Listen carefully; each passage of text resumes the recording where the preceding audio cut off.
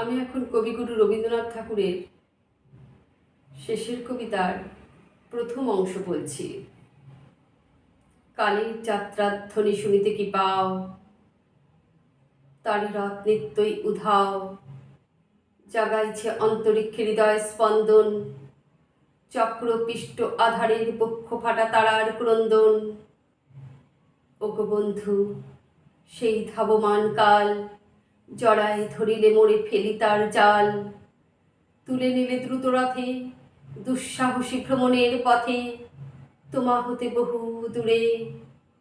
মনে হয় অজস্র মৃত্যুরে পার হয়ে আসিলাম, আজি নবপ্রভাতের শিখর চূড়ায়, রথের চঞ্চল বেগ হাওয়ায় উড়ায় আমার পুরনো নাম।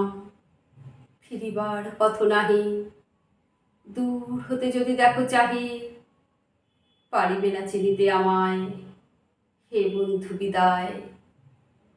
কোনোদিন কর্মহীন পূর্ণ অবকাশে, বসন্ত বাতাসে, অতীতের তীর হতে যে রাত্রে বহিবে দীর্ঘশ্বাস, ঝরা বকুলের কান্না ব্যথিবে আকাশ, সেই ক্ষণে খুঁজে দেখো কিছু মোর পিছে রহিল সে তোমার প্রাণের প্রান্তে বিস্মৃতি প্রদোষে।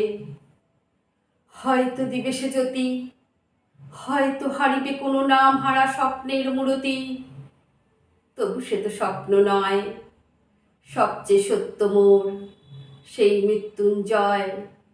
সে আমার প্রেম, তারে আমি রাখিয়া এলেম অপরিবর্তন অর্ঘ্য তোমার উদ্দেশ্যে। পরিবর্তনের স্রোতে আমি যাই ভেসে কালের যাত্রায়, হে বন্ধু বিদায়।